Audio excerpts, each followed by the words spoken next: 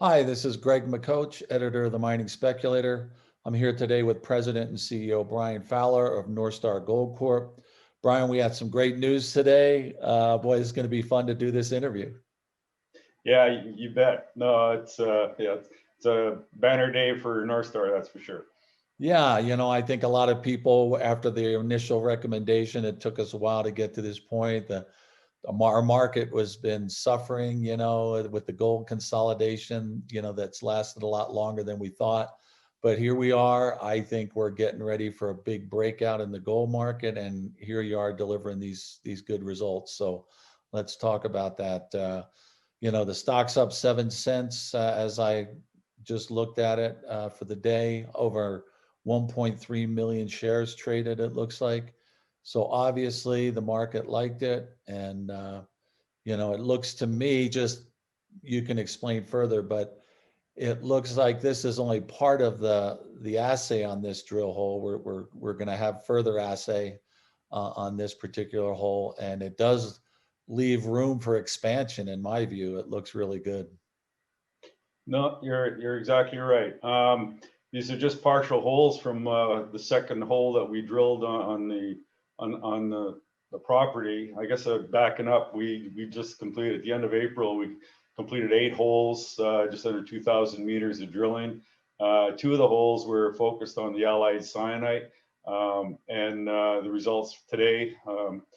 6.6 grams per ton over 117 meters is it's pretty stellar. But that's just the top half of the hole. We still have about 2/3 of the hole assays pending still, so we're looking forward to more results. It's just we've been kind of dogged by intermittent and assay delivery and due to COVID complications and whatnot. So we got this batch of assays, and we better get this news out because it's very critical, and we're banking on more good news in the weeks to come. Well, it sounds like you're gonna. I'm very hopeful that that's going to be accurate. You're going to be looking for further good assays. I did notice in there whenever I see the fire screen assay, is there some kind of nugget effect or something that you have to do the screening or what? Absolutely. We've got the problems, so it's a great problem to have, of course, gold nugget effect, but we also have another good problem, and it's more of a Kirkland Lake style problem where a lot of the gold is held contained in tellurides. And if you see the pictures linked in the news release, you can see that there's some very splashy tellurides, calaverite that occurs with this high grade gold intercept. The one we got we reported a couple weeks back, 1,010 grams per ton over a half meter, and that was just on fire assay. We subsequently did a metallic screen assay on it and bumped the grade to 1,170 grams per ton. So that worked in our favor, but it doesn't always work in our favor. We had another sample that ran 193 grams per ton over 0.6 meters, and that came back 175 grams per ton with screen assay. So the screen assay is just that's the benchmark, that's the definitive, that's the best results that you would be able to get. And considering like I said, the coarse gold and the telluride components, we are prolonged and delayed assay turnaround time is aggravated even more by those complexities. Yeah. Well, I think that the industry is still reeling from, the 2012 to 2016, wicked bear market where a lot of these assay labs couldn't stay open, and they let their people go. And now we're all trying to play catch up, and you just don't start up an assay lab. You have, those are technical people that need to know what they're doing. So hopefully it'll be better than last year, but I think we're going to still have some problems for sure, because it looks like we're going to be doing a lot of drilling this year in the northern climates.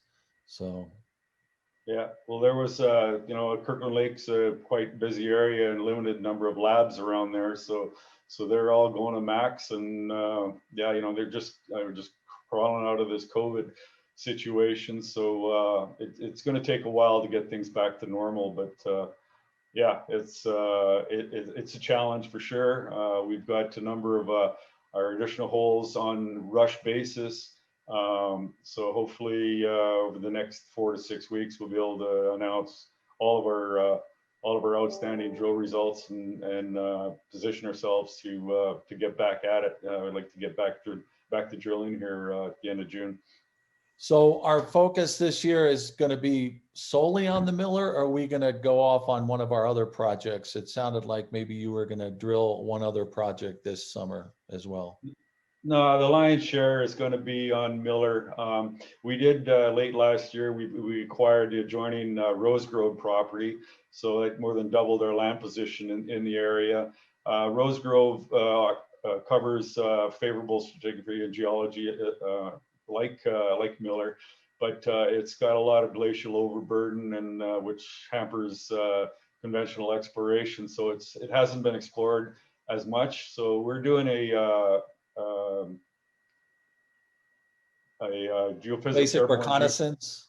Reconnaissance airborne geophysics program over it, just to identify any kind of alteration patterns and try to pick up the structures for follow-up. Also, we've got the Bryce property, which is a porphyry intrusive hosted gold system with precious metal enriched VMS signature as well. And that's a very large property. It's 35 kilometers southwest of Miller, and it's situated on the eastern end of the Rideout Break, which is contains the Juby gold deposit about 60 kilometers to the west. So in the early 2007, 2008, Northstar spent about $4 million in that property, drilled over 20,000 meters.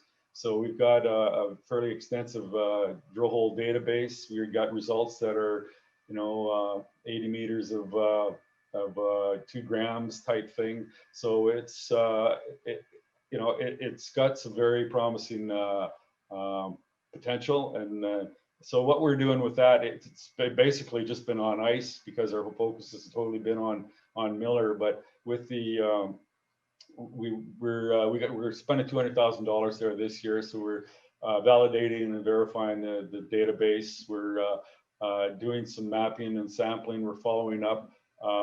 There was some recent logging on the property that uncovered some mineralized shear structures, so we're sampling those. We're putting together a 43-101 on that, and we're just going to take it to the next level and determine where to go with it.